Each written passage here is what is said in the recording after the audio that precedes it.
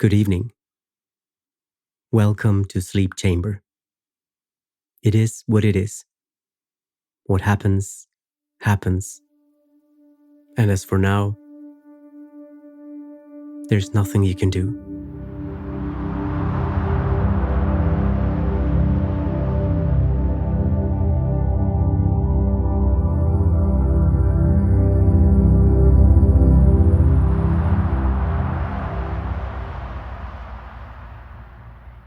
There are puddles everywhere. The sky is gray. People are walking around with umbrellas. The weather is cold. Some people are wearing raincoats. Others are wearing boots. Everyone is carrying an umbrella. The wind is blowing. The trees are swaying. The leaves are wet. The ground is muddy. The rain is coming down hard. The streets are wet. The sidewalks are wet. The cars are wet. The rain is ruining people's hair. People are getting wet. Some people are walking faster to try and stay dry. Others are just walking slowly and getting wet. Some people are running. Everyone is trying to stay dry. I like the rain because it's calming and relaxing. It's also a good time to stay inside and read a book or watch a movie. Plus, rain makes everything smell fresh and new. I also love the sound rain makes when it's hitting the roof or the ground.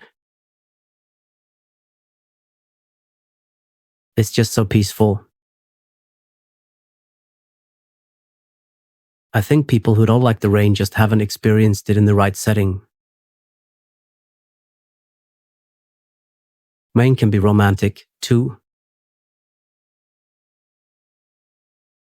I think it's one of the most beautiful things in the world.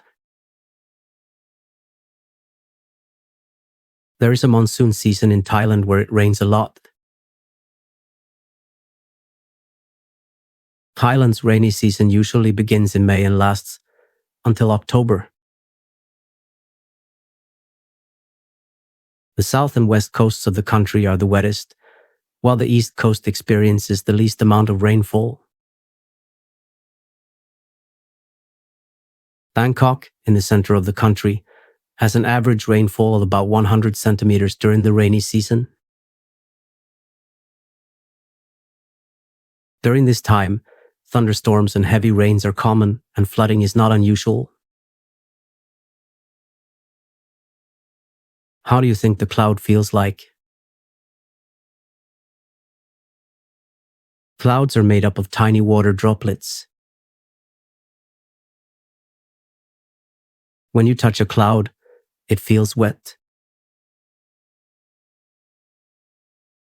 But they look dry and soft. They look comfortable to lie on. But if you tried to lie on one, you would fall through it. They look like they would feel like cotton though. Have you seen a cottonwood? Cottonwoods trees are in the same family as willows and aspens. The seeds have fluffy white hair on them that looks like cotton.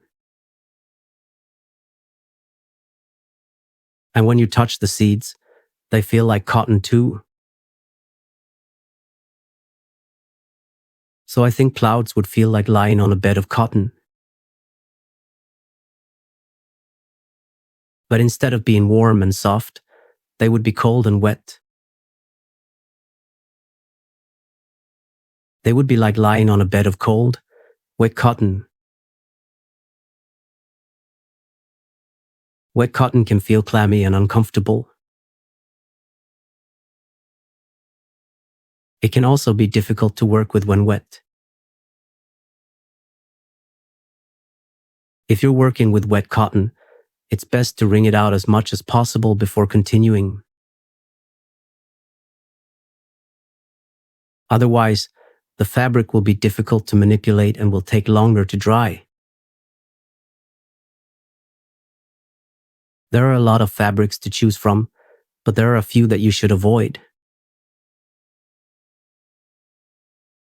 Silk and polyester are two of the most common fabrics. They are both comfortable and look nice, but they are not very durable. They are also not very breathable, so they can make you sweat a lot. Cotton is a good fabric to choose. It is very durable and it is also very breathable.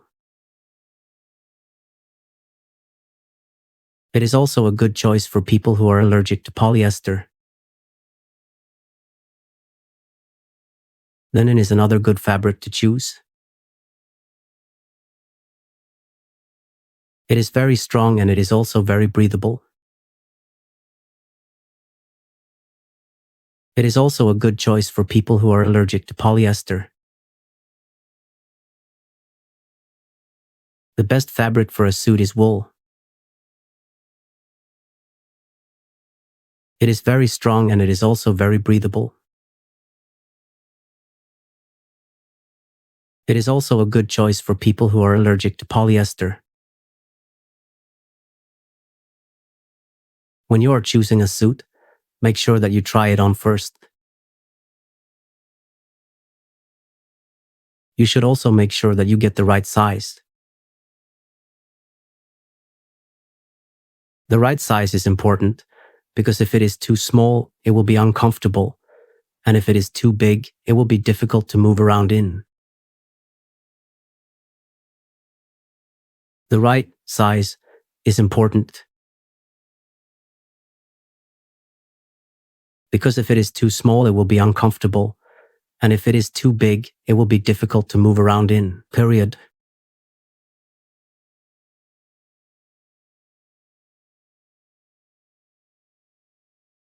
I once met a cat that was wearing a suit. It was a very dapper cat, and it looked like it was ready for a day at the office. I have no idea why the cat was wearing a suit, but it was a very strange sight. The cat didn't seem to be bothered by the fact that it was wearing clothes, and it seemed to be enjoying the attention it was getting from all the people who were stopped to stare at it. I have no idea where the cat came from or where it was going, but it was definitely one of the most unusual things I've ever seen. I can only imagine what the cat's owner must have been thinking when they decided to put a suit on their pet. It must have been one of those days where they were feeling particularly creative, or maybe they were just trying to make their cat stand out from the rest.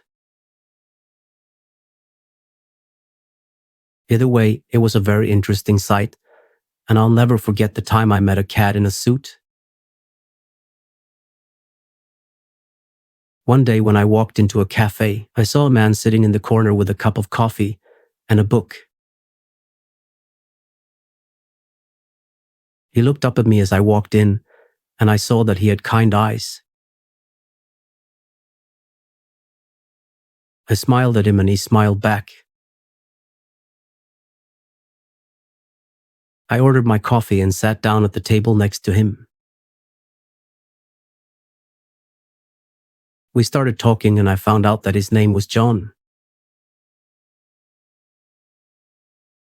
He was a writer and he was working on a new novel.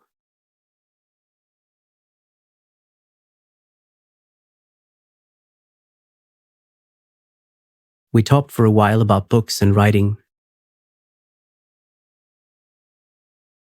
Eventually, we started talking about other things and we found out that we had a lot in common. We talked for hours, and it was one of the best conversations I've ever had. At the end of the day, we exchanged numbers and promised to keep in touch. I walked out of the cafe feeling really happy. I was glad I had taken the time to talk to John. The book he was writing was published last week. It's a story about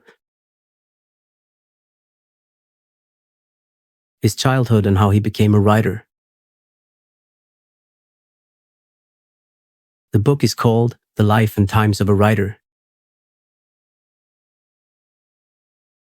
In the book, he talks about his early years growing up in a small town in upstate New York. He talks about how he loved to read and write, and how he always wanted to be a writer. He talks about how he went to college and got his degree in English, and how he eventually became a writer. In one chapter, he writes about a weird dream he had when he was a kid, where he was being chased by a giant giraffe.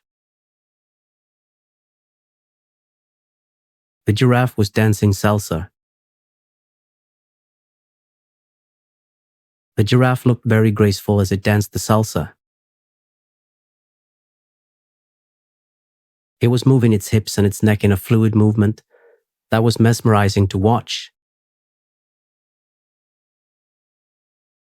The giraffe seemed to be enjoying itself immensely, and the onlookers were enjoying the show as well. The giraffe's salsa dancing was a joy to behold, and it was clear that the giraffe was having a great time. After the dancing stopped, the giraffe received a round of applause from the onlookers. It was a wonderful performance, and the giraffe was a natural dancer. I don't know how that was related to his writing career. One of my friends once said, "Actions speak louder than words." This is a very popular saying that is often used to encourage people to do something instead of just talking about it. It means that it is better to actually do something than just talk about doing it. I talk a lot. I never shut up. My friends say that I have verbal diarrhea. I just love to talk. I can talk about anything and everything. I'm the type of person who will start talking to strangers just to strike up a conversation. I'm also a big fan of gossip. Some people might find me annoying because I never stop talking, but I really enjoy it. I get a rush from hearing my own voice and sharing my thoughts and opinions. It's just how I'm wired. If you can't stand people who talk a lot, then you probably won't enjoy spending time with me. However, if you're the type of person who loves a good conversation, then we'll get along just fine. I don't remember any particular conversation that stands out as being my best, but I generally enjoy talking with people who are easy to talk to, have a good sense of humor, and are interested in learning about other people and cultures. I had a great conversation with a friend recently where we talked about our favorite books, movies, and TV shows. We also talked about our families and what it was like growing up. It was a really fun conversation, and I felt like I got to know her a lot better. I also had a great conversation with a coworker recently where we talked about our favorite foods and restaurants. We also talked about our hobbies and what we like to do in our free time. If I were to start a restaurant, it would be called The Hungry Hiker. The menu would consist of appetizers, baked garlic bread, chicken wings nachos, soups, tomato bisque, chicken noodle, minestrone, entrees, fettuccine alfredo,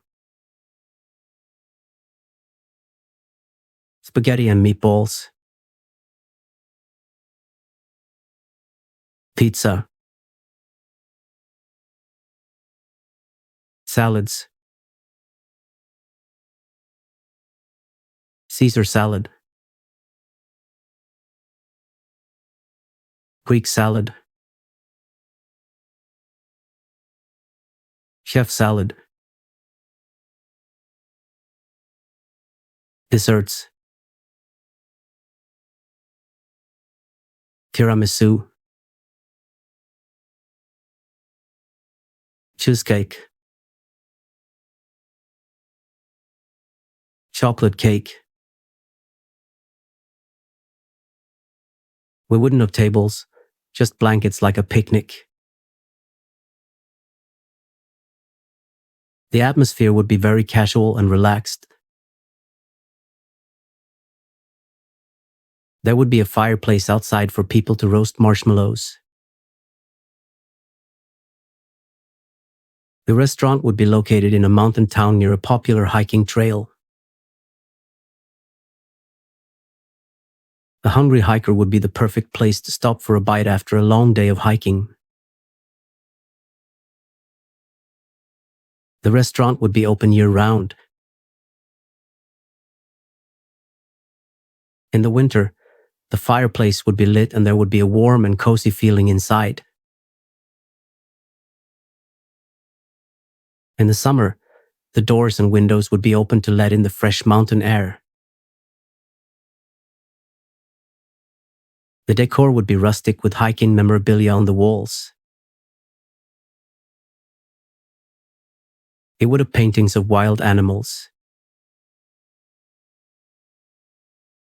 The paintings might show lions, tigers, elephants, and other animals in their natural habitats. I heard a story about a hiker and a snow lion. The hiker was walking through the mountains when he came across a snow lion. The lion was blocking his path and looked very angry. The hiker didn't know what to do, so he just stood there and waited. The lion said calmly, "I'm not going to hurt you. I just want to talk." The hiker was surprised but happy to hear this. He said, "Okay, I'm listening." The lion explained, "I'm tired of being hunted. Every day, I have to run and hide from humans who want to kill me. I'm just trying to live my life, but it's getting harder and harder. I don't know how much longer I can do this. The hiker felt sorry for the lion and said, I'm sorry to hear that. How can I help? The lion thought for a moment and said, I'm not sure. But it would be nice if humans could just leave me alone. The hiker nodded and said, I'll do what I can to help. I promise. The lion sat down and looked at the hiker. Thank you. I appreciate it. The hiker continued walking. The hiker continued walking until he reached the summit of the mountain. From the summit, he had a breathtaking view of the valley below. He could see the river winding its way through the valley and the trees and fields that surrounded it. He could also see the town in the distance, with its houses and shops. The hiker stood there for a long time, taking in the view. I met the hiker later that day at a pub. He picked up a knitting kit, a skein of yarn, and a pair of knitting needles from a nearby table. You knit? I asked, pleased. Oh, yes. My mother taught me. I've always enjoyed it. Do you? I've never tried, I admitted. He looked at me with a quizzical expression. I find that hard to believe. You strike me as a woman who's tried everything at least once. Thank you. I think you're very perceptive. He smiled. I hope I am. It's a handy talent to have, if you ask me. You never know when you might need it. I'll have to take your word for that. He pulled out a chair for me, then drew up another for himself. Once we were seated, he opened the kit and handed it to me. I'm going to teach you to knit, if you'd like. I took the kit and studied it. I wouldn't want to cause you any trouble. No trouble at all, he chuckled. I've been wanting an excuse to teach you something. It's the only way I can think of to get you to sit still long enough to talk to me. I laughed. Is that so? Yes.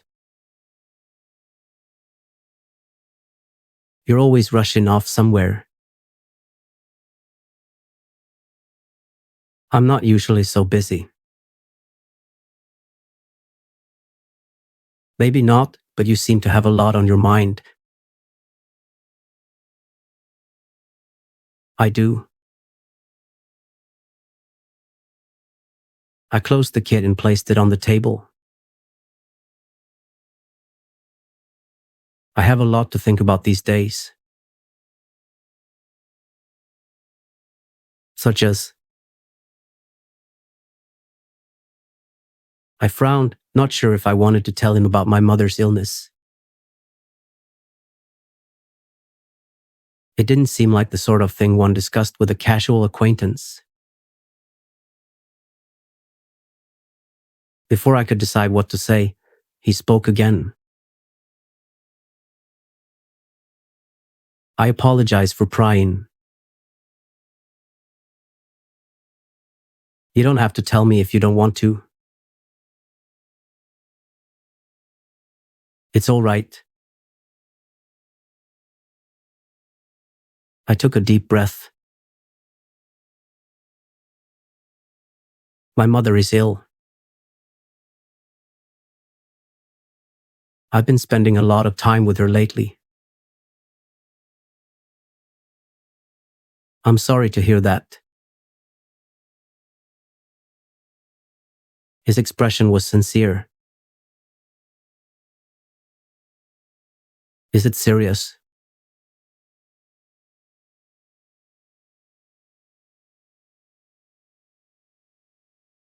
It's hard to say.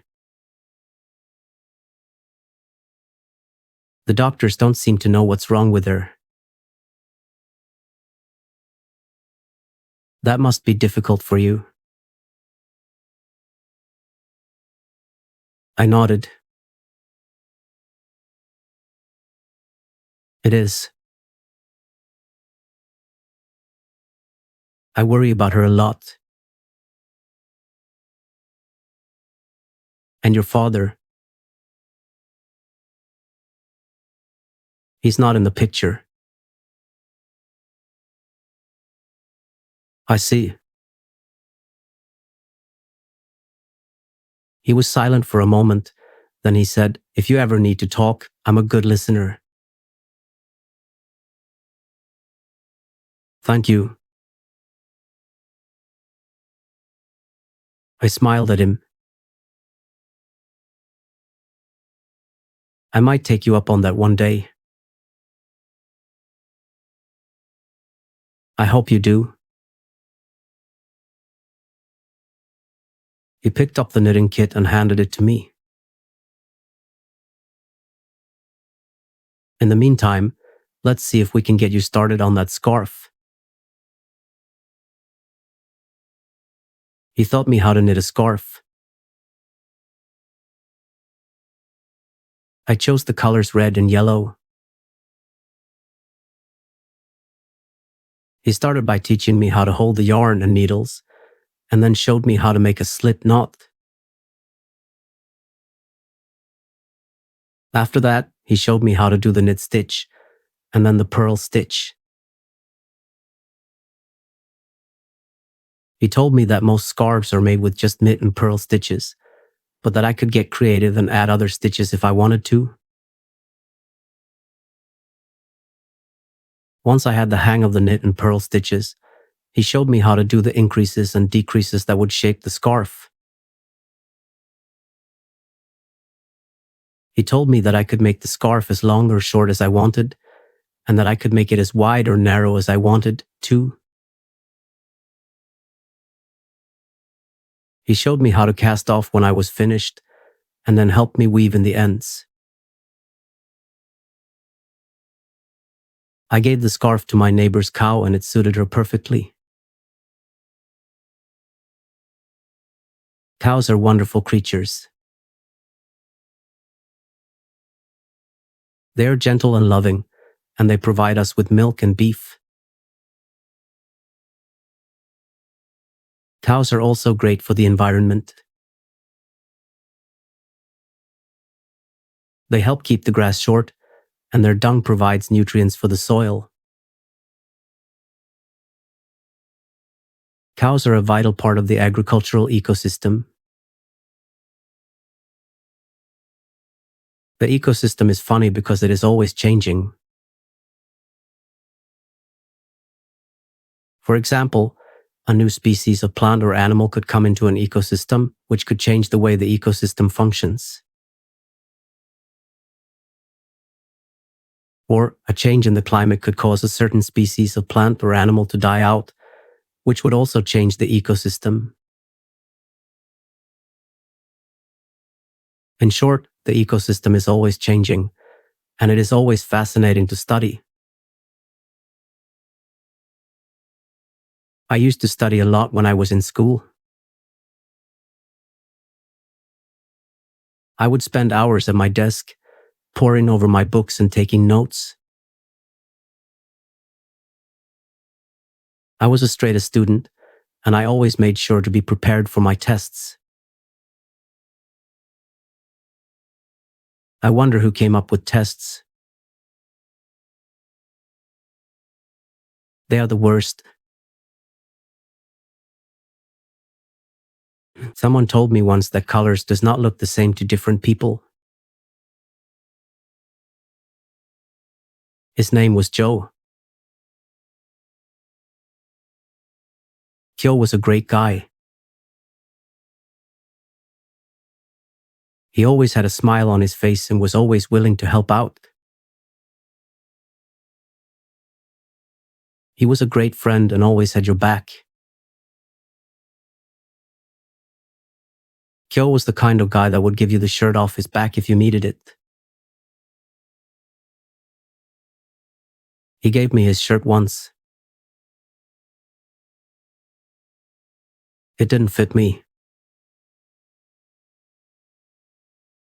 I don't think Joe ever knew that. Joe's mother was born in Italy, making Joe partly Italian.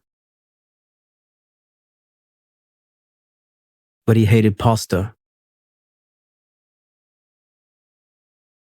He was always ashamed of the fact that he hated pasta.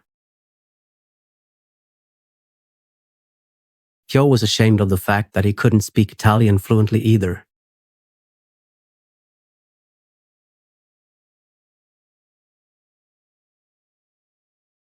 Joe's mother always told him that it was okay to not like pasta, and that there were plenty of other things to eat. His mother always told us how it was to grow up in Italy.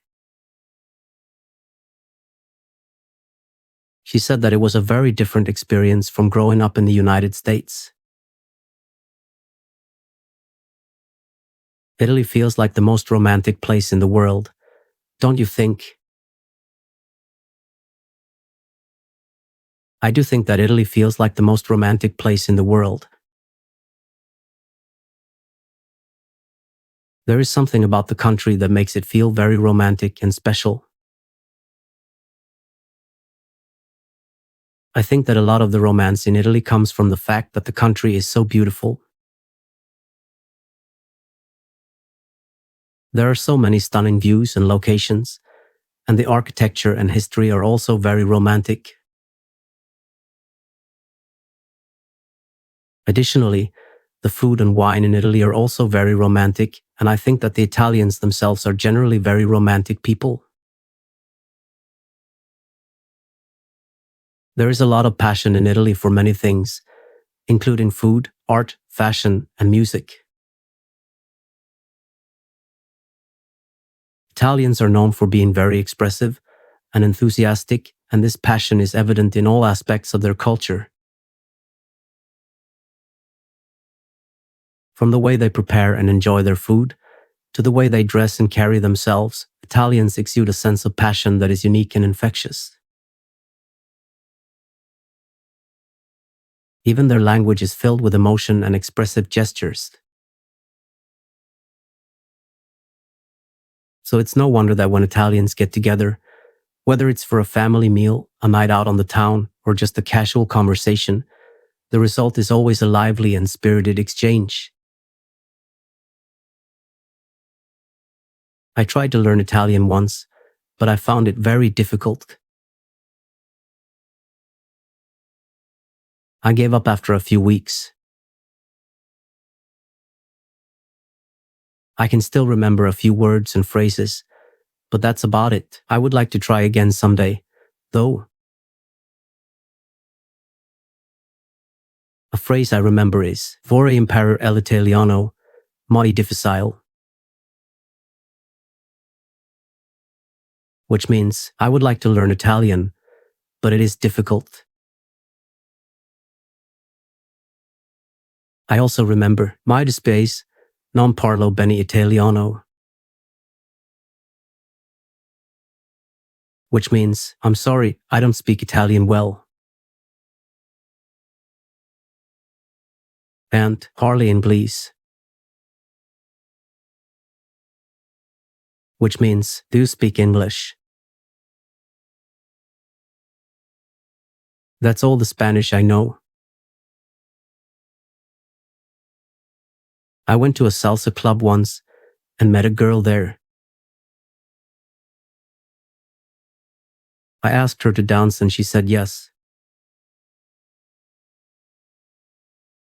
We danced together for a few songs, and then I asked her for her phone number. She said that she didn't have a phone. I was surprised and asked her how she gets around without a phone. She said that she uses a pay phone when she needs to make a call, and she uses a friend's phone when she needs to text. I thought that was really interesting and I asked her if I could send her a letter instead. She said that would be fine, and she gave me her address. I wrote her a letter a few days later, and I included my phone number in it. A few weeks went by and I didn't hear from her, so I assumed that she wasn't interested. I was wrong. I received a letter from her a few weeks later. We started writing letters to each other. Once she wrote me this really long letter and I read it, and I was so touched by it. She wrote, "I'm so glad that I met you at the salsa club. I never would have thought that I would find someone there that I would be so compatible with. I really enjoy spending time with you and getting to know you better.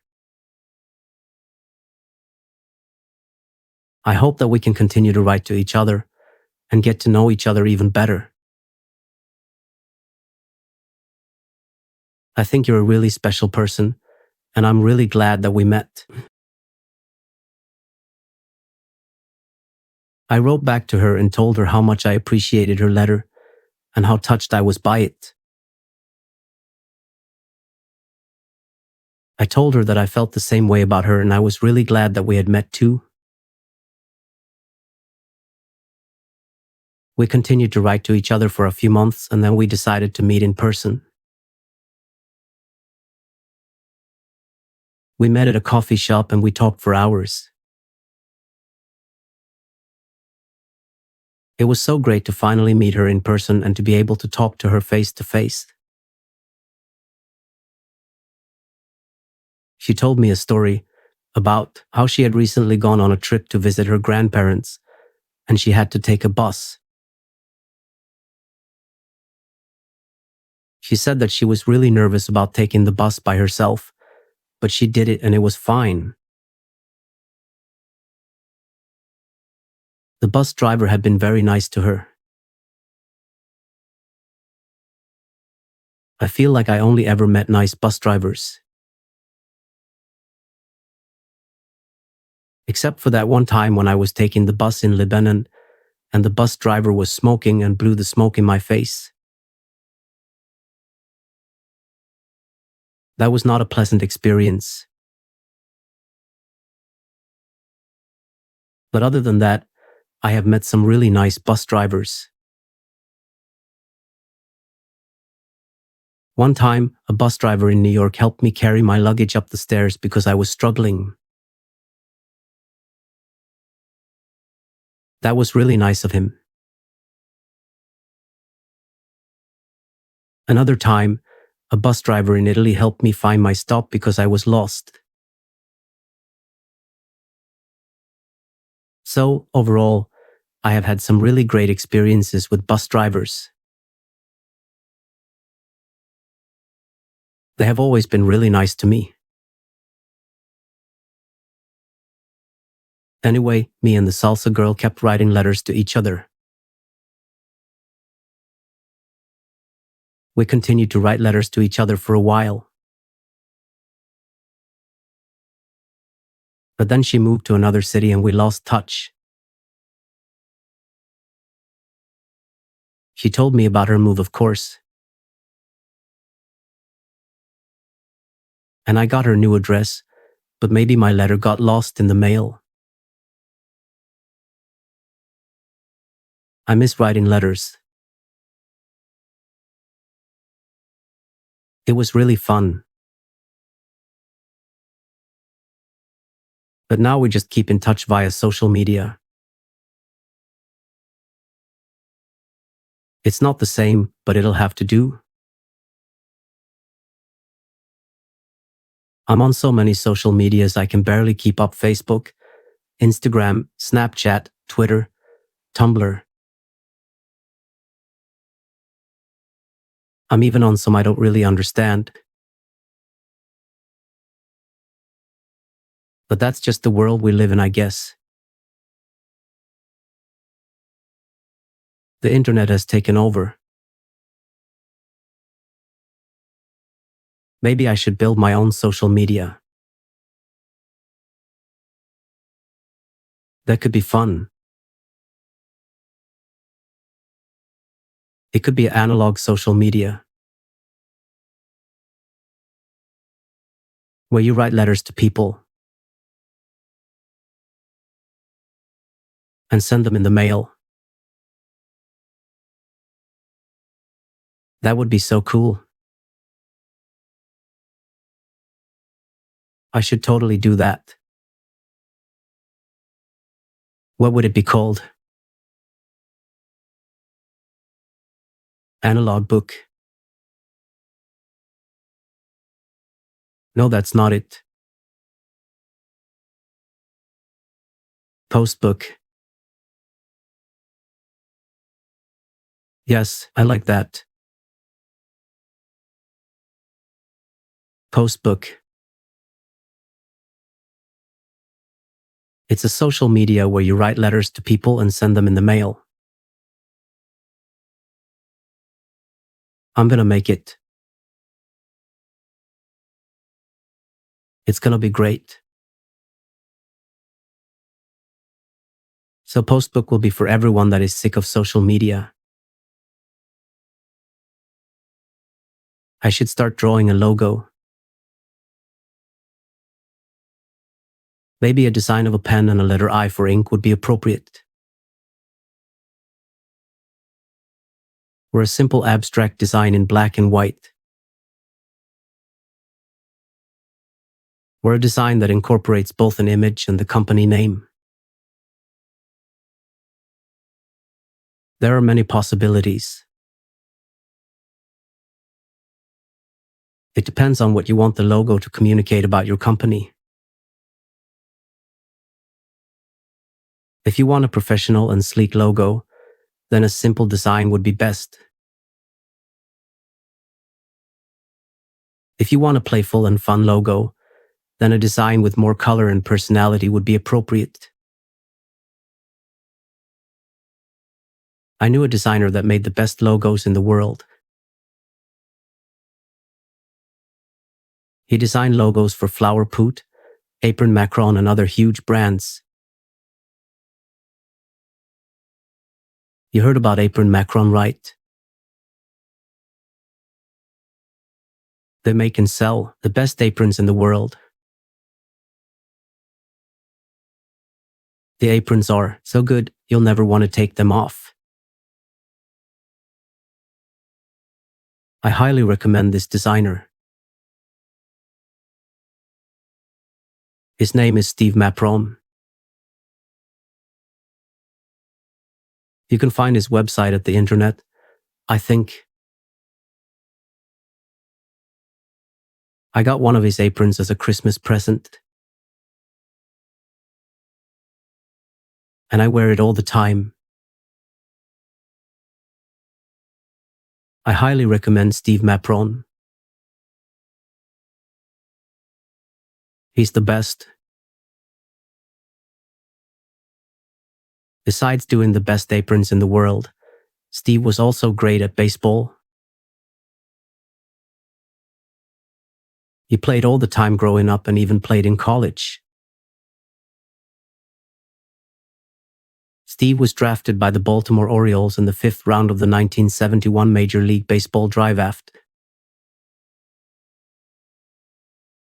However, he never made it to the majors. He played in the minor leagues for a few years before he was forced to retire due to an arm injury. Even though he never made it to the majors, Steve is still considered one of the best players to come out of his hometown. He was inducted into the city's Sports Hall of Fame in 2006. Steve is a great example of how you can be successful at something, even if you don't make it to the very top. He worked hard at baseball and was rewarded with a successful career, even though it didn't quite turn out the way he wanted it to. You can learn a lot from Steve's story, especially if you're pursuing your own dreams.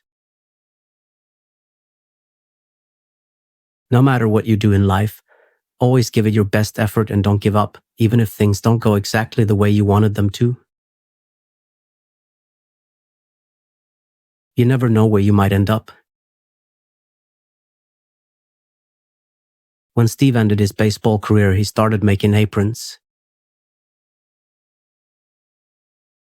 He often says that he is inspired by his sport career.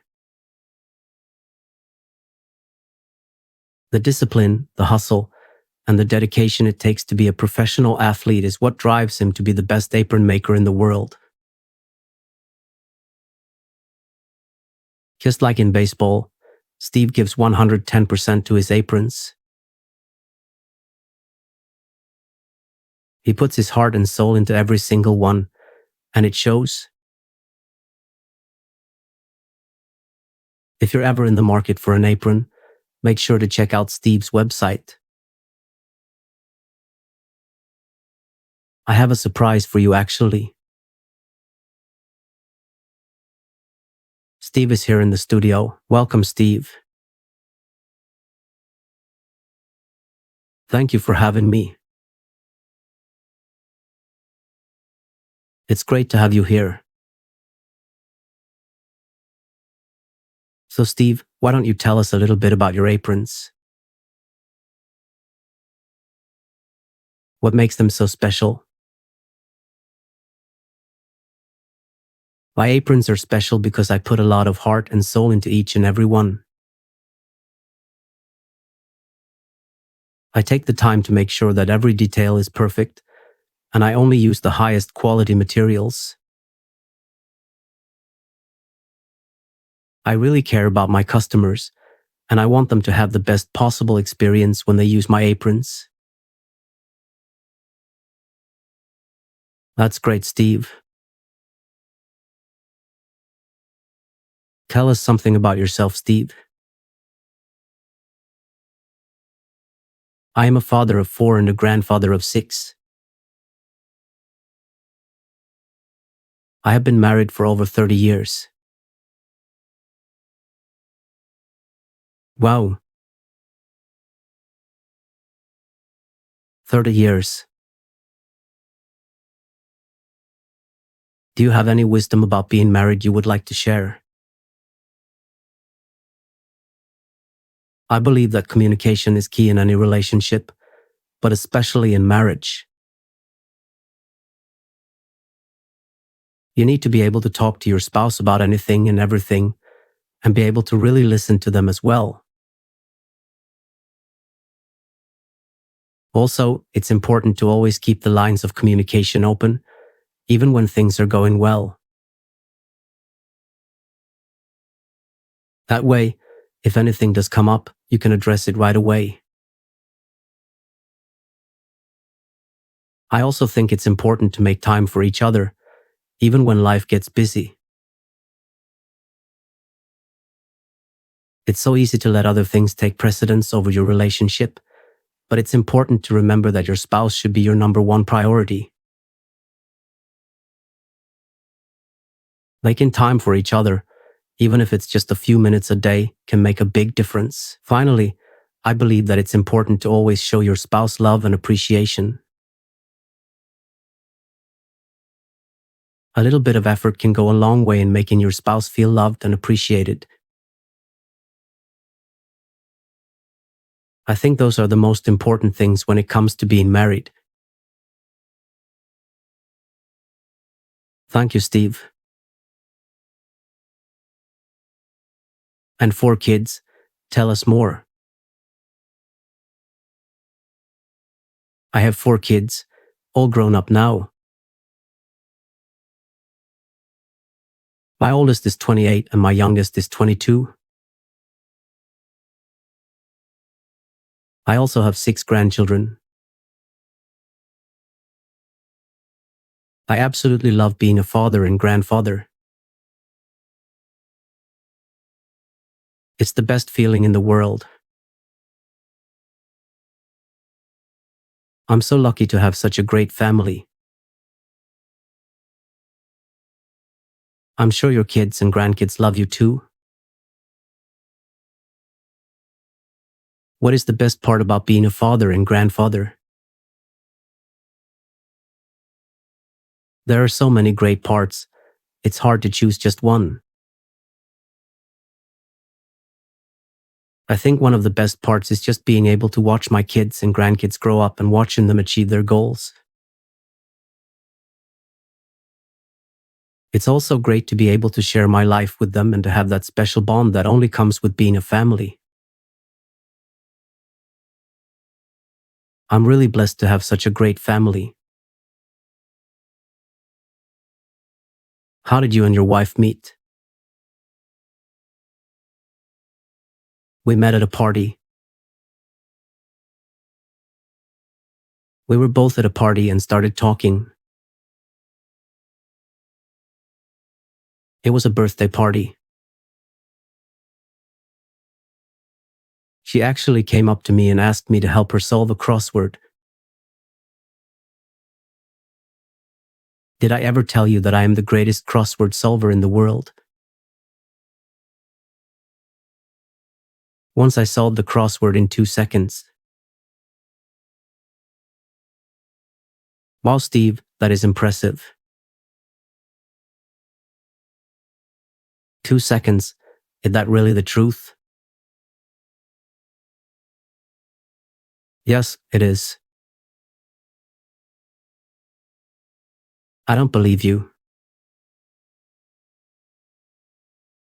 Why not? Well, it just seems like something that someone as smart as you wouldn't be able to do.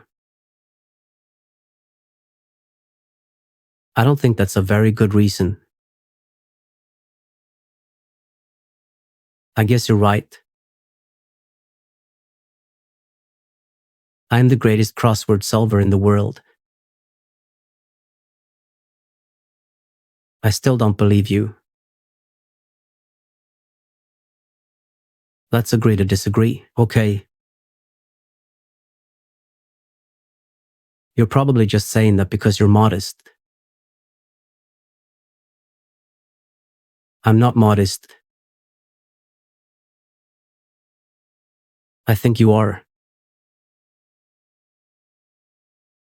I'm not modest, I'm the greatest crossword solver in the world.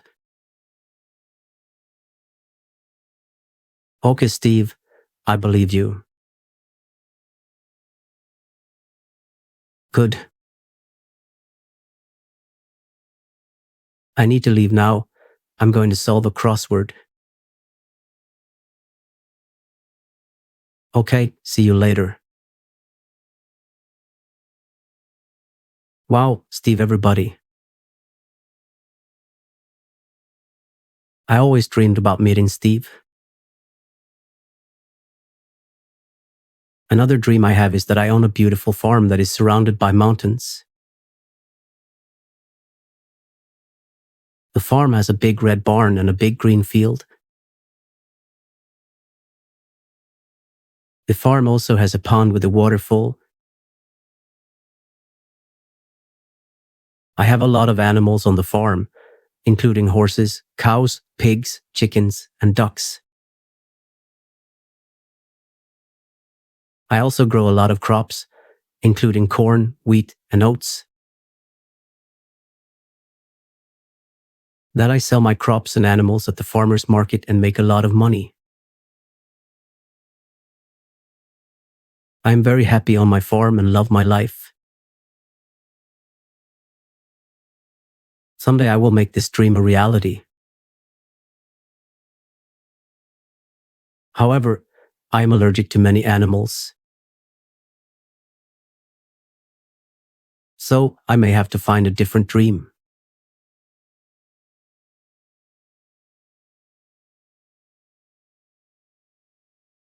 I dreamed a weird dream last night.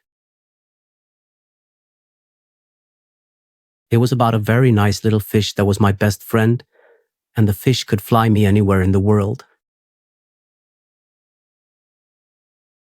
I was flying around with the fish, and we were having so much fun. Then, all of a sudden, the fish turned into a big dragon. The dragon was so big and scary, but it was still my best friend. We were flying around and having fun when the dragon started breathing fire. The fire was so hot, and it burned everything in its path. I was so scared, but I knew I had to help my best friend. So I grabbed a bucket of water and threw it on the dragon, and the dragon turned back into a fish. The dream was so weird, but it was also really fun. I'm not sure what it means, but it was definitely a strange dream. Are you asleep yet? If not, maybe you should try counting sheep. Once when I was counting sheep, I got up to 4,872 before I finally fell asleep. I don't think I've ever counted that high before or since. It was quite a night. I named one of the sheeps Dolly after the famous sheep that was cloned. The others I just named after random things that came into my head. Butterfly, rainbow, unicorn, that sort of thing. It was a very eventful night, all things considered. I'm not sure why I'm telling you this, but I guess it's just because I can. Dolly is a good name for a sheep. Because it's short and easy to remember. I'm sure the other sheeps had names too, but I don't remember what they were. Have you seen the movie Dolly? The movie is based on a book by the same name, and it tells the story of a girl who is sent to live with her father and stepmother in a small town in Maine. Dolly is a very precocious child, and she quickly befriends the local librarian, Miss Annie. Miss Annie helps Dolly to find her place in the small town, and she also helps Dolly to learn to read. Dolly is a very smart girl, and she soon learns to read at a very high level. She also starts to write her own stories, and she even starts to write a book about her life in the small town. The movie is very heartwarming. Heartwarming, isn't that a weird word? Anyway, I would definitely recommend the movie to anyone who is looking for a feel-good movie. I'm not sure if the book is still in print, but I'm sure you could find it used somewhere. Once I read a book, I can't remember the title or the author of the book, but it was about a woman who was in a car accident and she ended up in a coma. She had to learn how to walk and talk again, and she had to relearn everything. The book might be called In a Coma or something similar. Anyway, it had a happy ending. The woman woke up from her coma and was able to fully recover. I don't remember much else about the book, but I enjoyed reading it. Did I ever tell you about the time I went swimming during the night in a lake in Italy? It was dark but very warm. I was visiting my friend in Tuscany, and we decided to go for a nightly adventure. We walked down to the lake and started swimming. It was so refreshing and the water was so clean. And then I got bit by a fish. I screamed and my friend started laughing so hard. We woke up some campers when I screamed. They came down to us and joined in on our night swim. They were traveling as well. It was a couple from Australia that had just arrived to Italy last night. They told us that they had a great time in Italy so far, and that the food has been amazing. They also said that the people have been very friendly and helpful. I got so curious because I've never been to Australia. They told us about koala bears. Apparently, they are very friendly creatures that are found in the wild in Australia. They also told us about the Great Barrier Reef, which is the largest coral reef in the world. It is located off the coast of Queensland, Australia. The Great Barrier Reef is a popular destination for scuba diving and snorkeling. The couple from Australia said that they are planning on going scuba diving there soon. I was so fascinated by everything they were telling me, and I really want to go to Australia now. However, I'm scared for sharks. But they told me that there are only a few types of sharks in the Great Barrier Reef, and that they are not dangerous to humans. I'm definitely going to try to go to Australia someday. It sounds like an amazing place. I'm so jealous that they got to go there already. Maybe I should visit Australia and New Zealand this winter.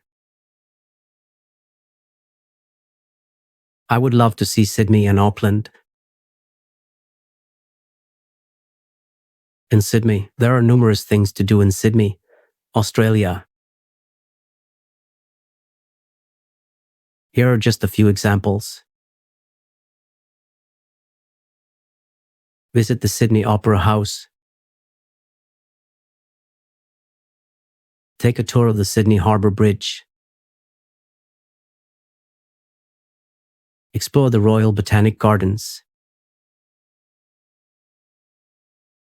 Visit Taronga Zoo.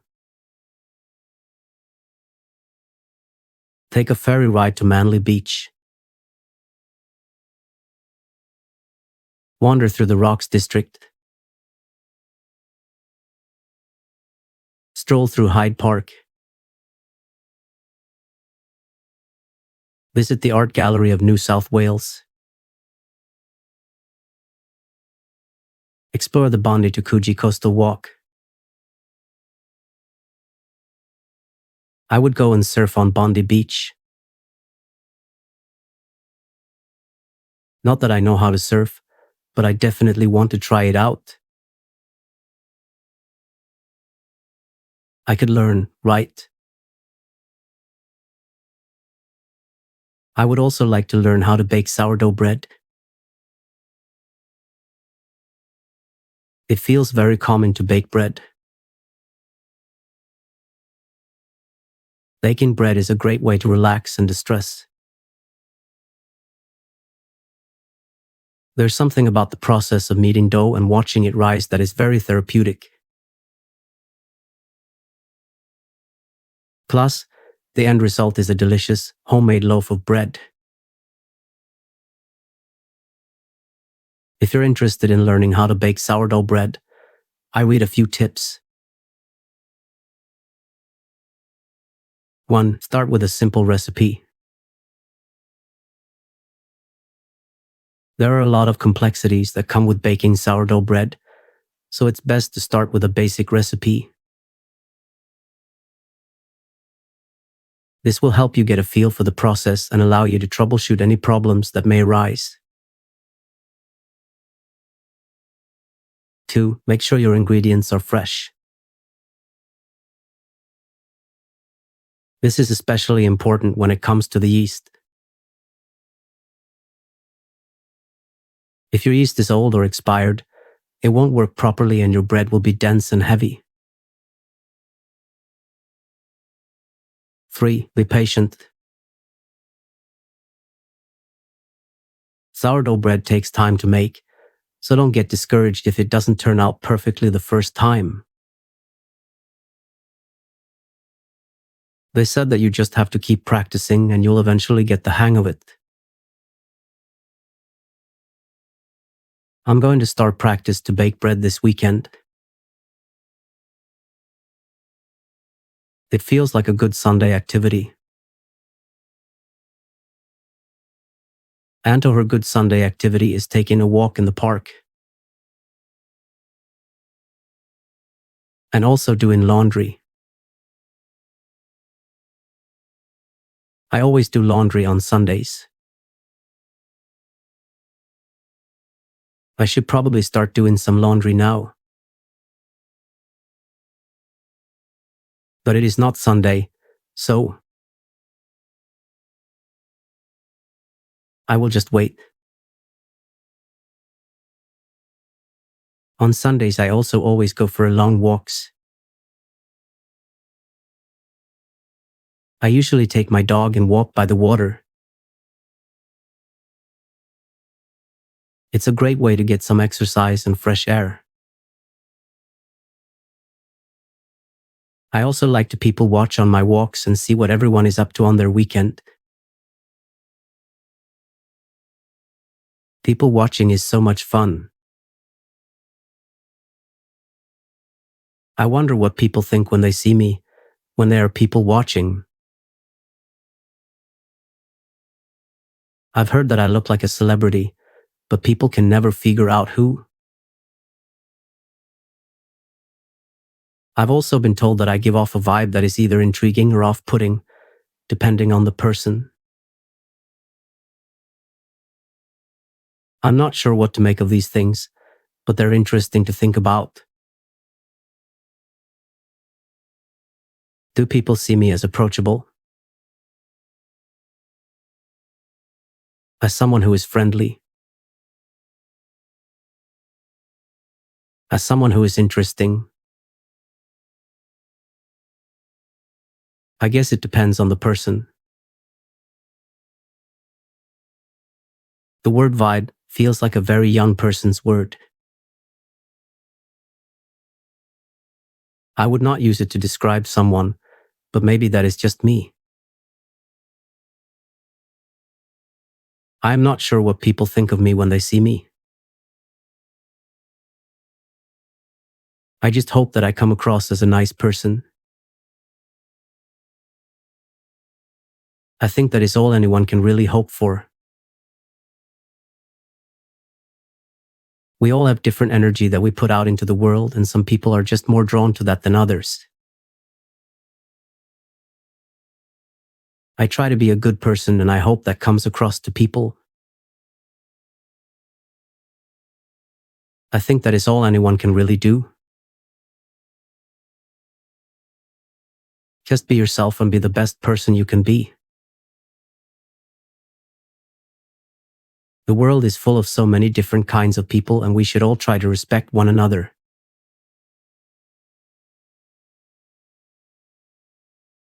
The flowers are supposed to bring you sweet dreams about your future husband.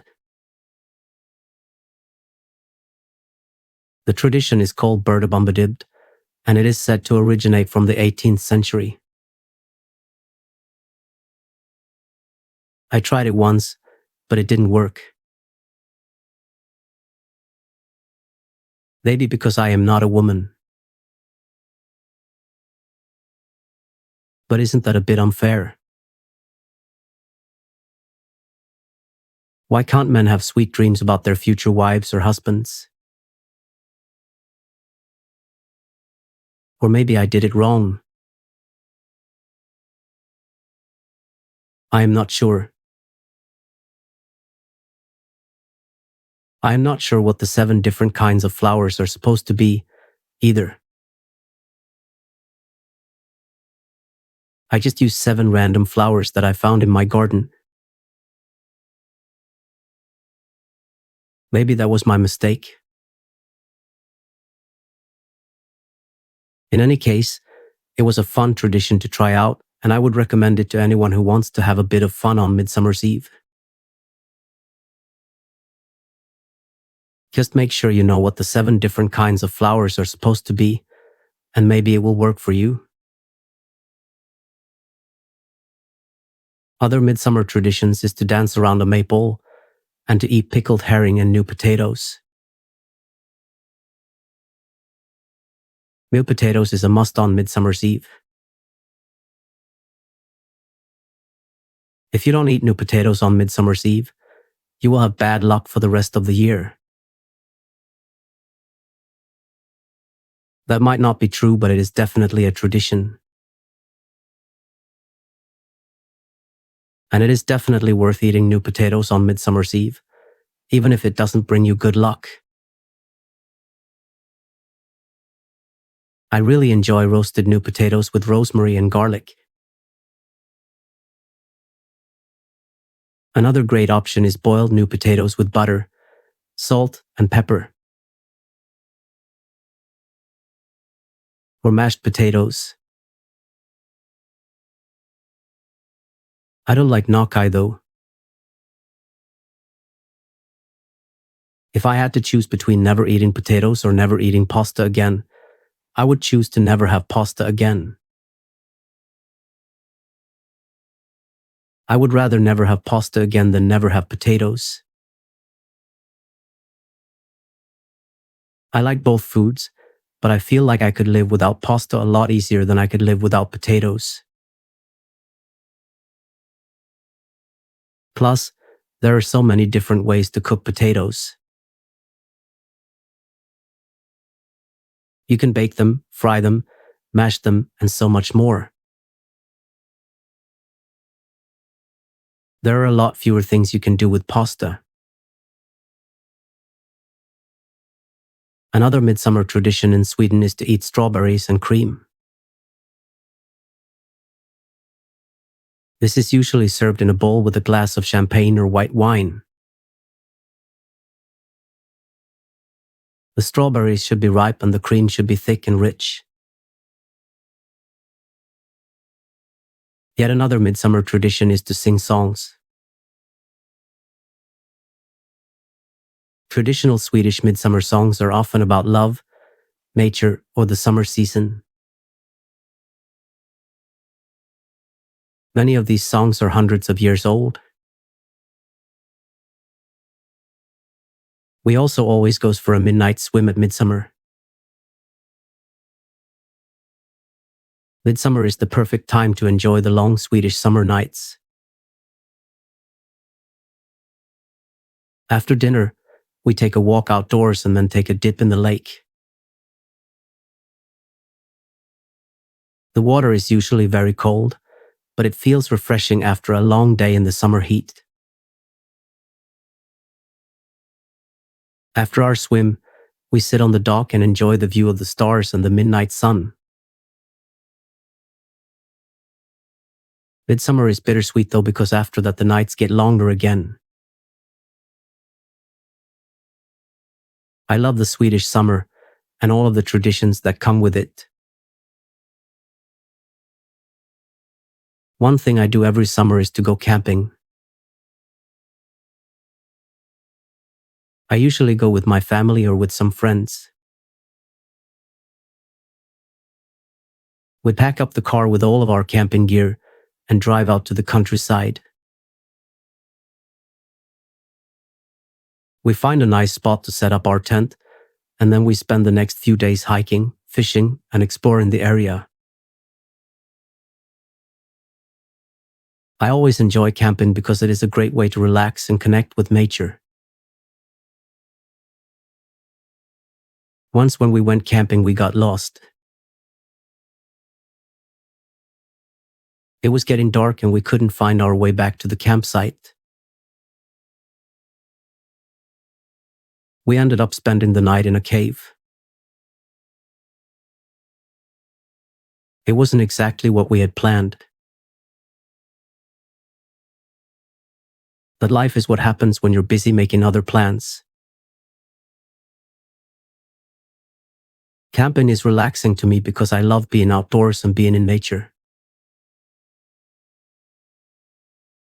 I love being able to explore new places and hike through forests and mountains. I also love being able to sit around a campfire at night and relax under the stars. Camping is also a great way to bond with family and friends. I always enjoy spending time with the people I love, and camping is the perfect way to do that. We can cook together, play games, and just enjoy each other's company. We usually play board games such as Monopoly, Scrabble, chess, checkers, Cards Against Humanity, Apples to Apples, The Settlers of Catan, Pandemic, Ticket to Ride.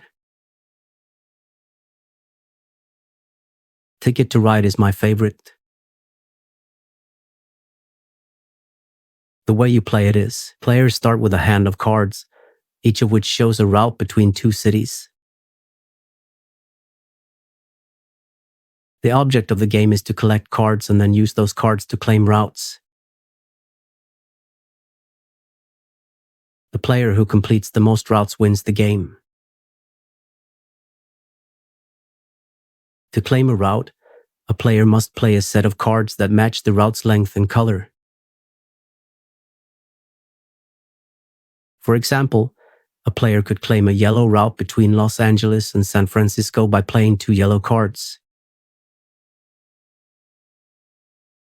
The game is won by the player who has the most points at the end of the game.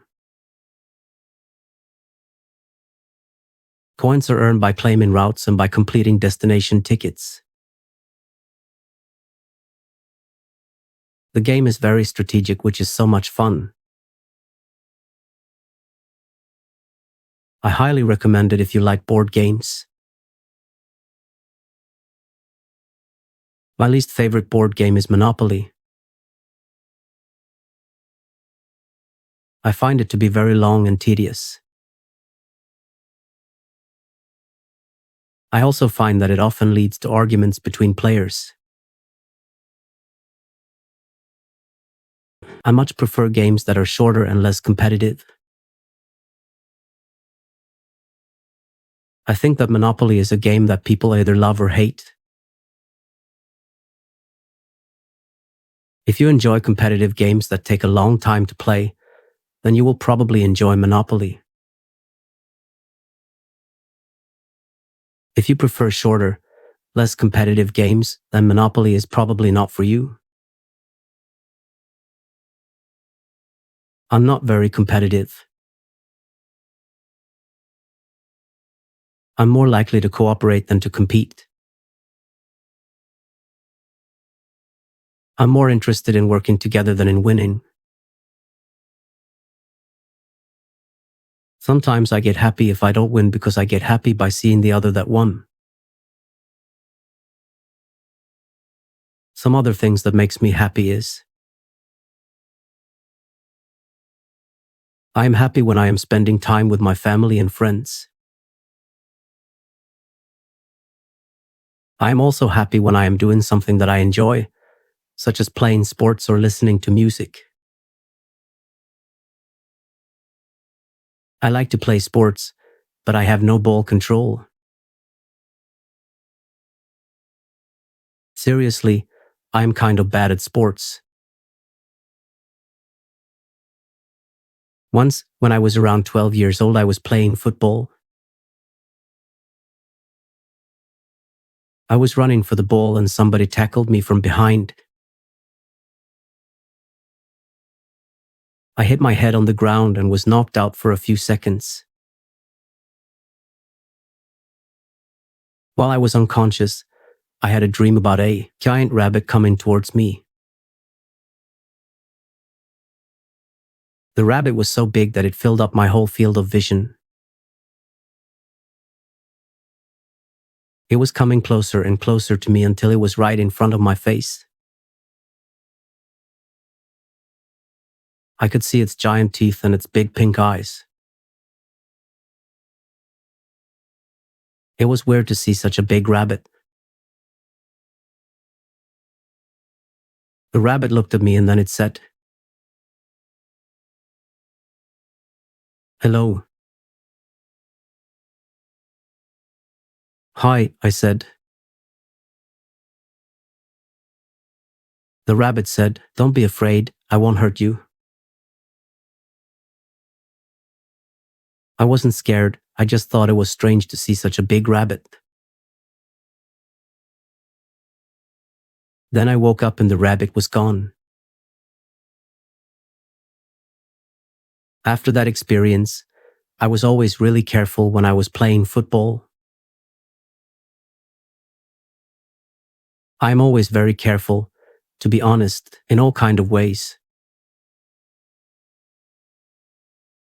I always think about what I am doing, and I never do anything without thinking it through first. That's just how I am. I guess you could say I am a bit of a perfectionist. I always want to make sure that everything is just right. I don't like taking risks. I would rather play it safe and not take any chances. I think that's why I am always so careful. It's just how I am. I don't know any other way to be. I guess you could say that I am a bit of a control freak. I like to be in control of everything, and I hate it when things are out of my control. I guess that's just my personality. I can't help it. It's just who I am. My brother is the total opposite. He is never careful. He is always careless. He is always making mistakes. He is never paying attention to detail. Once he was out hiking, and he slipped and fell, and he broke his leg. It was a total mess. But my brother just brushed it off, and he kept going. That's just the kind of person he is. He's always moving forward, and he never looks back. Even when he makes a mistake, he just keeps going. He also went scuba diving, even though he was totally afraid of it, because he wanted to face his fears. And he did it. He overcame his fear. And he had a great time.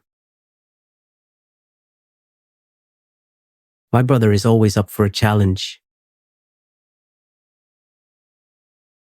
And he is never afraid to take risks.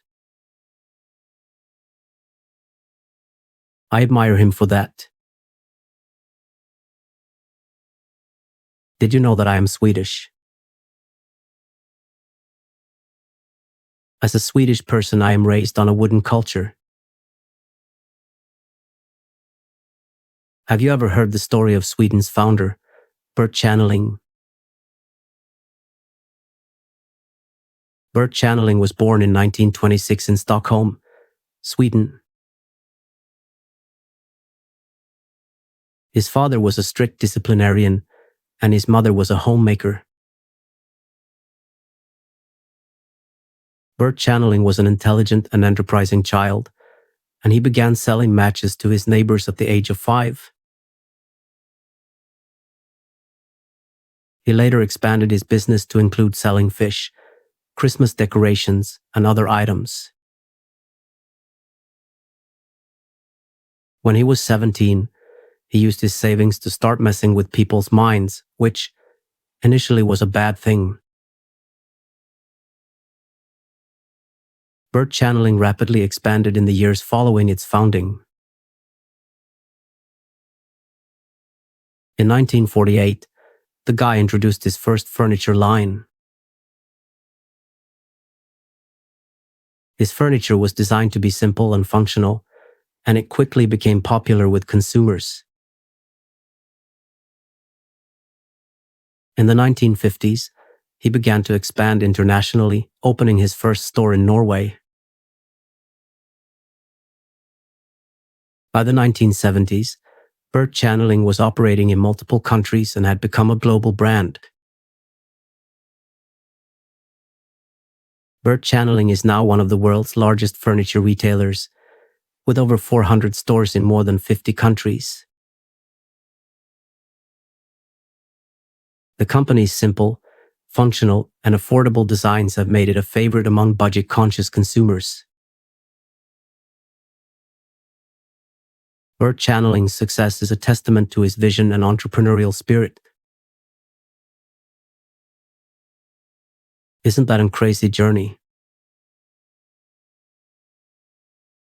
It's always been said that life is a never-ending journey. No matter where we come from or where we're going, we're always on the move. Sometimes, it's a journey we take alone, and other times, it's a journey we take with others. But one thing is for sure, it's a journey that is always worth taking. No matter what life throws our way, we always have the opportunity to learn and grow from it. Life is full of surprises, both good and bad. It's how we handle these surprises that defines us as individuals. The choices we make throughout our lives shape who we are and who we will become. There will be times when we stumble and fall, but it's important to remember that we always have the power to pick ourselves back up and continue on our journey. Life is a beautiful thing, full of love, laughter, and hope. It's a journey that is always worth taking, no matter what. Life is beautiful because it is full of possibilities. No matter what our circumstances are, we always have the potential to make something of ourselves. We can choose to be happy or unhappy, to love or to hate. Life is full of hardships and heartache, but it is also full of hope and possibility. We never know what tomorrow will bring, but we can always hope for the best. No matter what we go through in life, we always have the potential to come out stronger and wiser. We can choose to learn from our mistakes and make something better of ourselves. Life is full of second chances, and it is up to us to make the most of them. We may not be able to control everything that happens to us, but we can always control our own attitudes and reactions. We can choose to let the bad things that happen to us make us bitter, or we can choose to let them make us better. It is up to us to decide how we want to live our lives. That got deep. Let me tell you about the world's greatest giraffe instead. Thomas, the funny giraffe, was born in the African savannah. He was the tallest giraffe in his herd and had the longest neck. His long neck was an advantage that allowed him to reach leaves that other giraffes couldn't reach. As a result, he was always the first to eat and grew up to be the biggest and strongest giraffe in his herd. Thomas's early life was filled with adventure. He would explore the savannah, seeking out new places to eat and play. He was always the first to try new things and wasn't afraid of anything. His long neck allowed him to reach leaves that other giraffes couldn't reach, which made him the envy of his herd.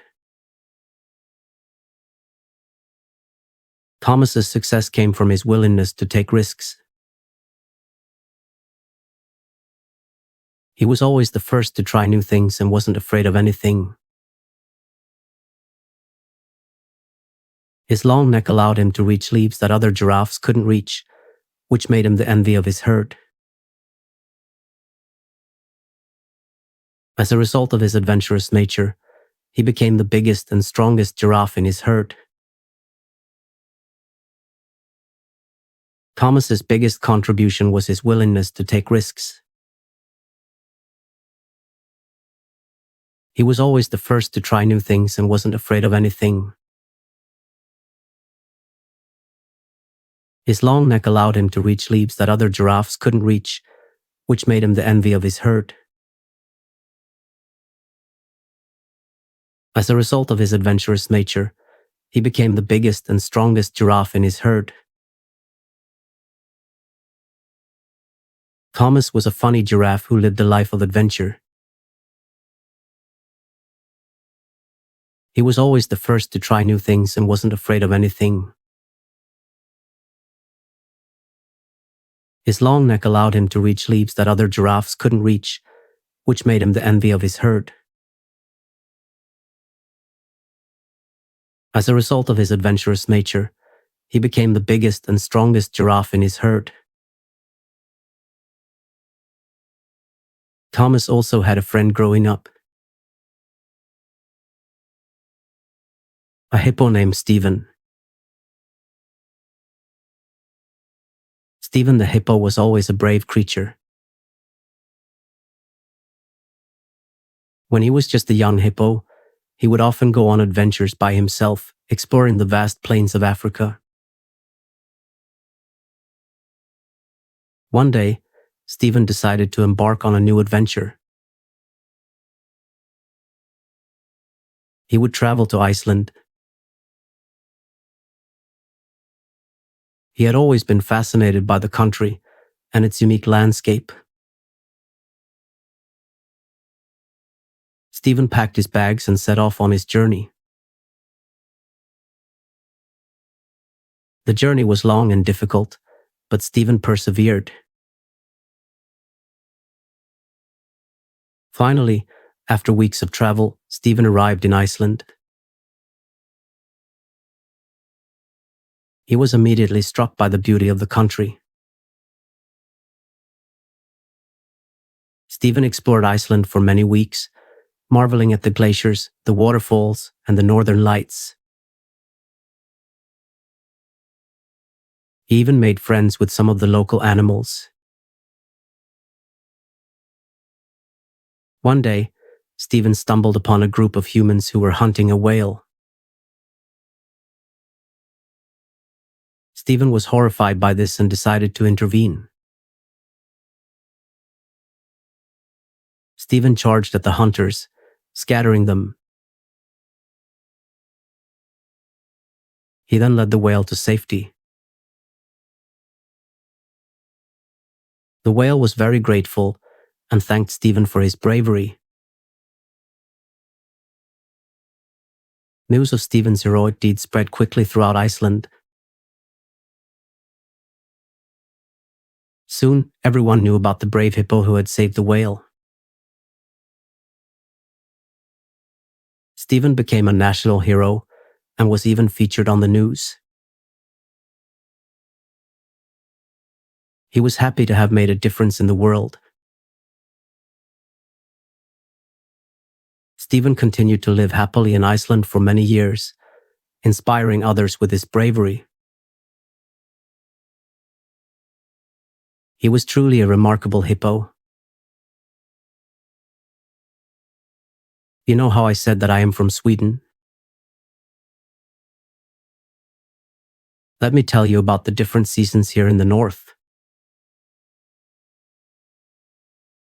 Sweden is a country located in the northern hemisphere, and as such, its weather patterns are largely influenced by the changing seasons.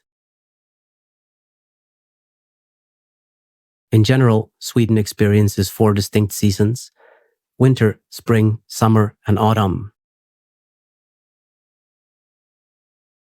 Winter in Sweden typically lasts from December to March and is characterized by cold temperatures, with average highs ranging from -5 to 0 degrees Celsius.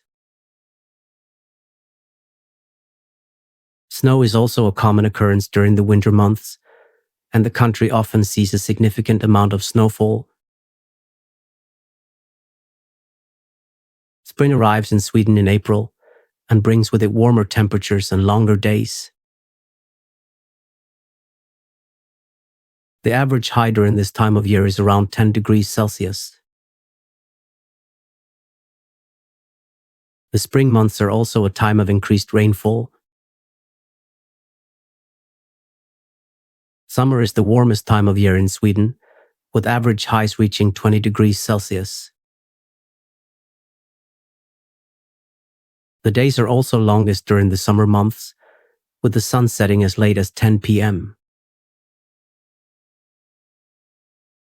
Autumn arrives in Sweden in October and brings with it cooler temperatures and shorter days. The average high during this time of year is around 10 degrees Celsius. The autumn months are also a time of increased rainfall. Overall, the weather in Sweden is largely influenced by the changing seasons. The country experiences 4 distinct seasons, each with its own unique weather patterns. Sweden is a beautiful country that is worth visiting at any time of year. Sweden is bordered by Norway to the west and Finland to the east, and is connected to Denmark in the southwest by a bridge tunnel. Sweden has a long history and a rich culture. The Swedish people are known for their love of nature, and their country is often described as the land of the midnight sun due to its long summer days.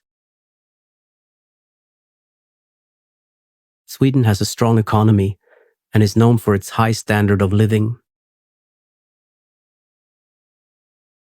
The country is also known for its generous welfare system, which provides free healthcare and education to its citizens.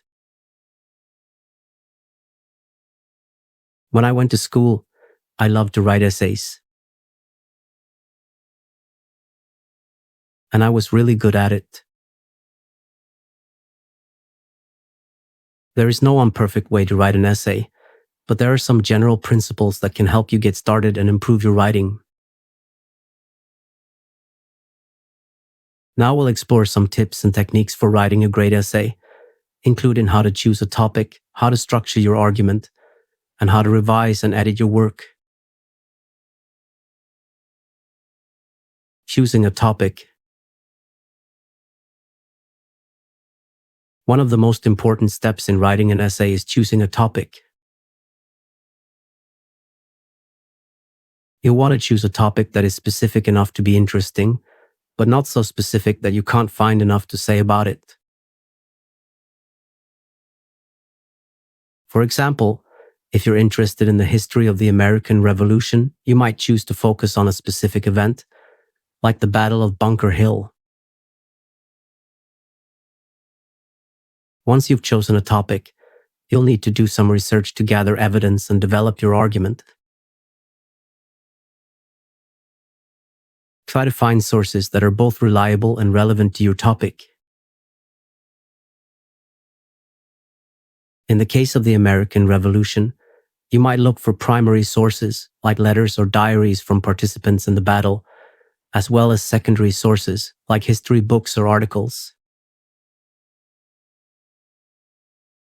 Structuring your argument. Once you have your evidence, you'll need to decide how to structure your argument. There are many different ways to do this, but a common approach is to start with an introduction that introduces your topic and provides some background information. Then, you'll present your argument in the body of the essay, using evidence from your research to support your claims. Finally, you'll conclude with a summary of your argument and a call to action, if appropriate. Revising and editing. After you've written your first draft, it's important to revise and edit your work. This is where you'll make sure that your argument is clear and supported by your evidence, and that your writing is free of errors. You might also want to have someone else read your essay to give you feedback. With these tips in mind, you're ready to start writing your own great essays. Wow, now I started thinking about my high school years. It was the best of times. It was the worst of times. I was in high school, and life was both wonderful and terrible. On the one hand, I was young and carefree. I had my whole life ahead of me, and I was just enjoying being a teenager. On the other hand, high school was also a time of immense pressure. I was constantly worrying about my grades, my social life, and my future. But looking back on those years, I can say that overall, they were happy times. I made lifelong friends in high school, and I look back on those years with fond memories. Sure, there were some tough times, but overall, I had a great experience in high school. One of the things I remember most fondly about high school is the friendships I made. I was lucky enough to meet some really great people in high school, and we remain friends to this day. I don't know what I would have done without my friends during those years. They were always there for me, whether I was having a good day or a bad day. Another thing I remember fondly about high school is the sense of freedom I felt. I was finally out of my parents' house and living on my own. I could stay out as late as I wanted, sleep in as late as I wanted, and just generally do whatever I wanted. It was a great feeling, and I miss it sometimes. Of course, there were also some tough times in high school. I remember feeling immense pressure to do well in school. I was worried about getting into college, and I was also worried about my social life. I sometimes felt like I was juggling too many things at once. But looking back, I can see that those tough times made me who I am today. I learned how to handle stress and how to manage my time. I also learned how to be more independent. So even though high school was tough at times, I'm grateful for the lessons I learned. Overall, high school was a happy time in my life. I made great friends, I had a lot of fun, and I learned a lot about myself. I'm grateful for those years, and I look back on them with fond memories. It was the best of times. It was the worst of times. It was the age of wisdom. It was the age of foolishness. It was the epoch of belief. It was the epoch of incredulity. It was the season of light. It was the season of darkness. It was the spring of hope. It was the winter of despair. We had everything before us. We had nothing before us. We were all going direct to heaven. We were all going direct the other way. In short, the period was so far like the present period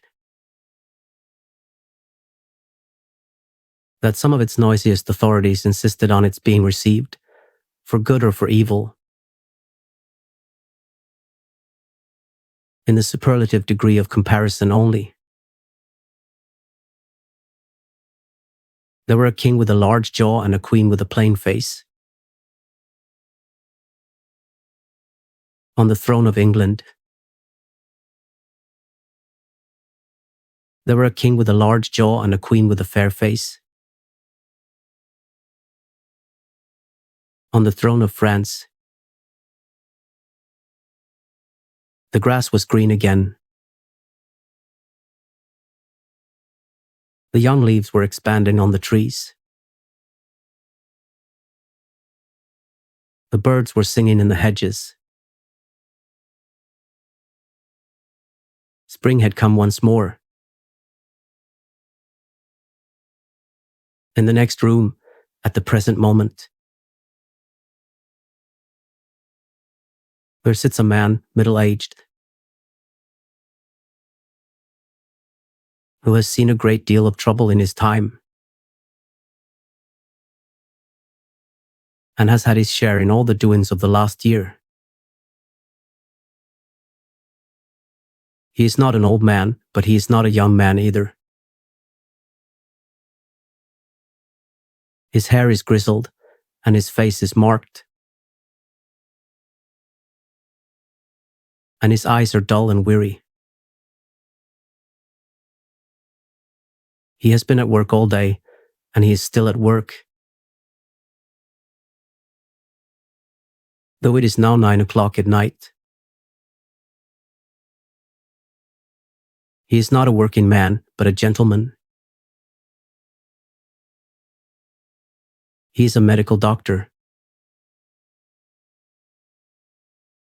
He is not thinking of the spring, or of the green leaves, or of the birds. He is thinking of nothing but his work. He is thinking of a case which he has to solve,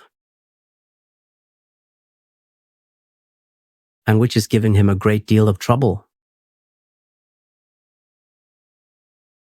It is not a case of life and death,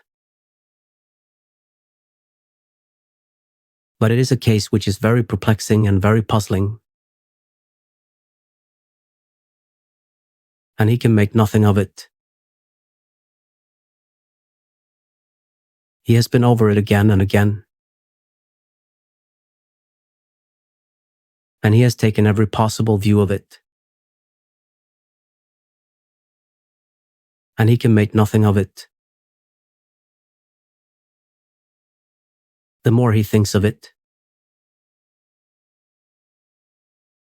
the more perplexed he gets, and the more he tries to think of it in a different way. The more perplexed he gets. He has been at it, off and on, all day long, and he is still at it now. Though it is 9 o'clock at night. Suddenly, he gets up from his chair and walks across the room to the window. He stands there for a few moments, looking out into the street. And then he comes back to his chair and sits down and begins to think again. I think I went through something when I wrote that. But my teacher praised it. She even sent it to a magazine. They published it. My mom was so proud, even though she did not understand a word I've written. And then I went on to college. I was young and idealistic, and I had the world at my feet. I was also broke, stressed, and often felt like I was barely scraping by. But looking back, those years were some of the best of my life. I remember the first day of college like it was yesterday. I was so excited to be starting a new chapter in my life. I had no idea what was in store for me, but I was ready for anything.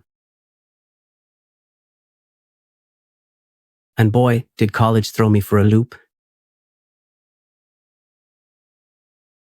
There were the all-nighters studying for exams, the never-ending papers to write, and the constant stress of trying to keep my grades up. But there were also the amazing friends I made, the incredible experiences I had, and the lessons I learned. Those years were tough, but they were also some of the best years of my life. I wouldn't trade them for anything. I graduated college in May of 1999, and like many of my fellow graduates, I had no idea what I was going to do with my life. I had majored in English, and while I loved reading and writing, I had no idea how to turn that into a career. So I did what many recent college graduates do, and I started searching for a job. The job market was not great in 1999. The dot-com bubble had just burst, and many companies were downsizing or going out of business altogether. I applied for dozens of jobs, but I only got a handful of interviews. I was getting desperate. Finally, I landed a job as a customer service representative for a small company.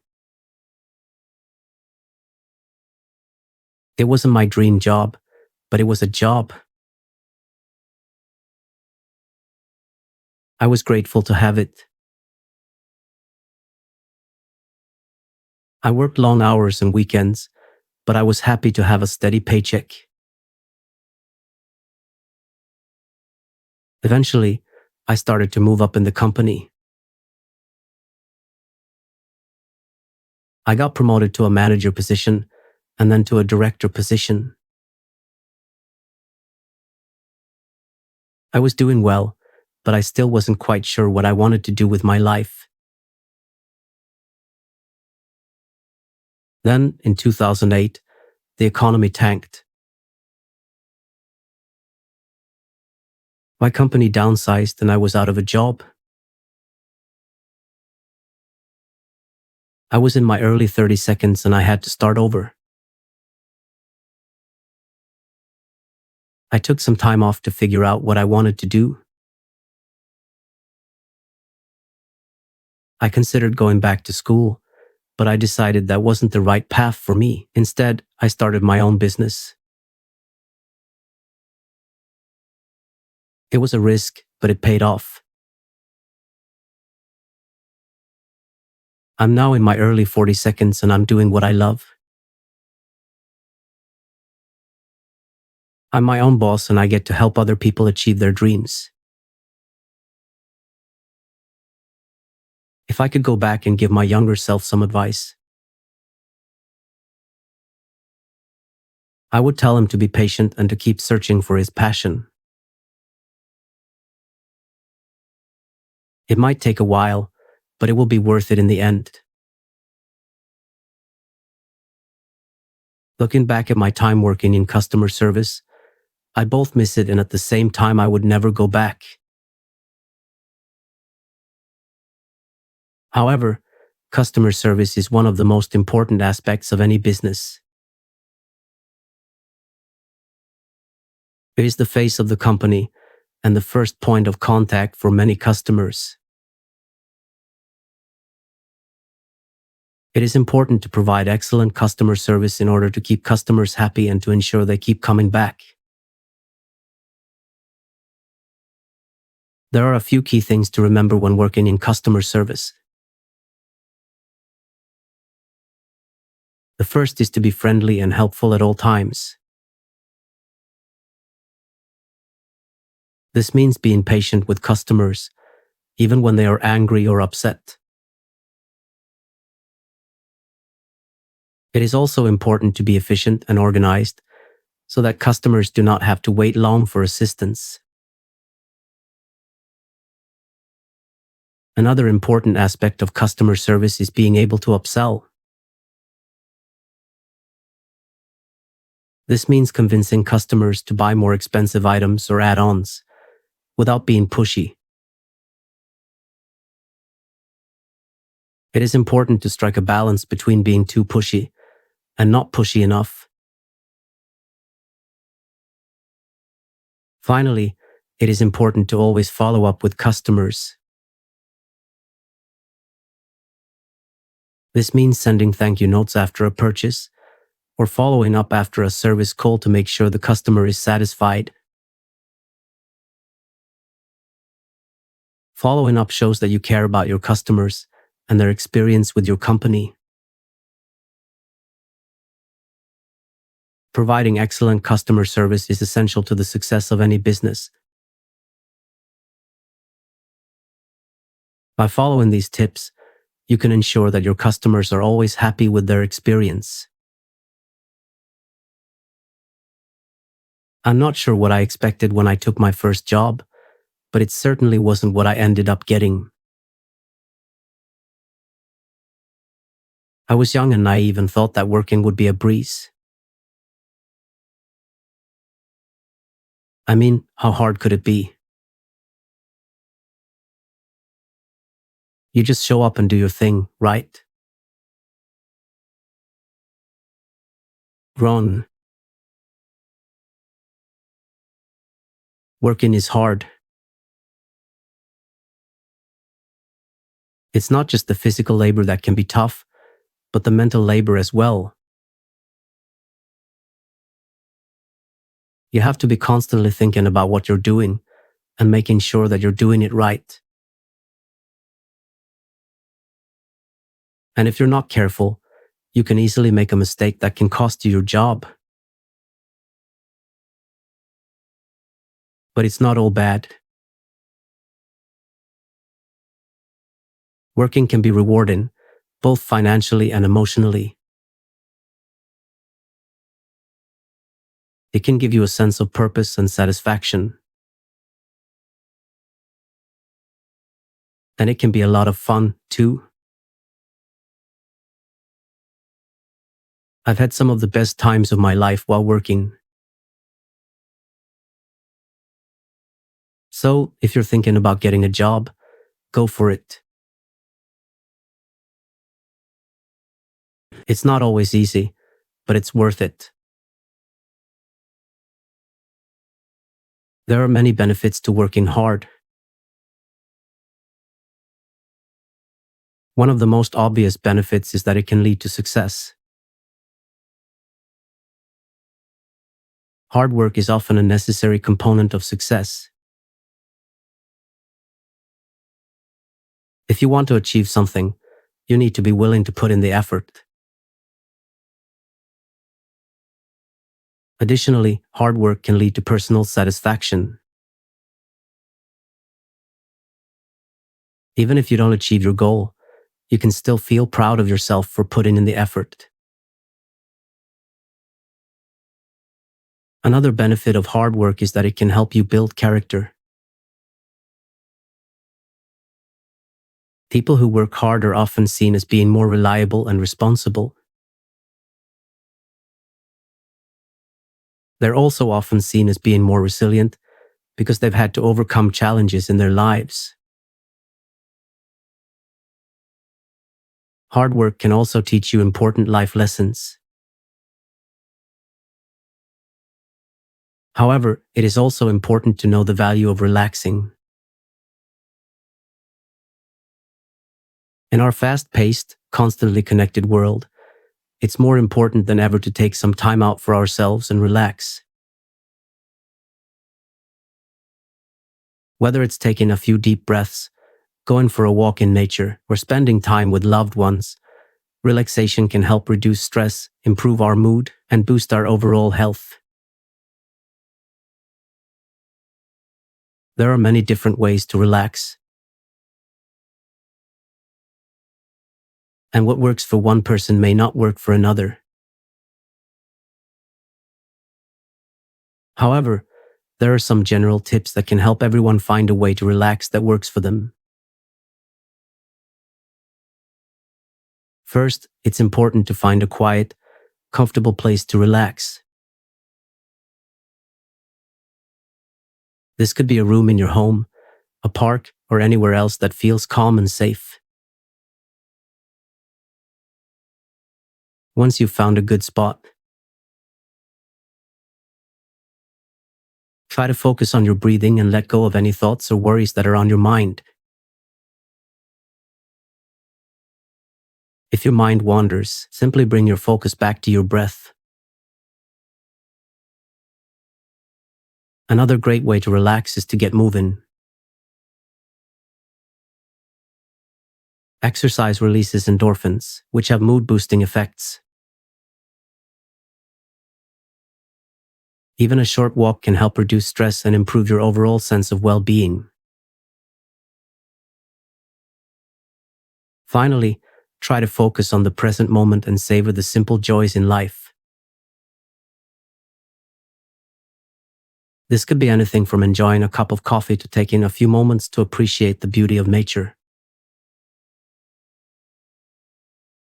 Relaxation is a valuable tool that can help us cope with stress, boost our mood, and improve our overall health. By taking some time out of our busy schedules to relax, we can recharge our batteries, refocus our minds, and feel ready to take on whatever life throws our way. So next time you're feeling overwhelmed, take a deep breath and remember that relaxation is just a few minutes away. Not that I know anything. I'm just some dude with a podcast. Good night.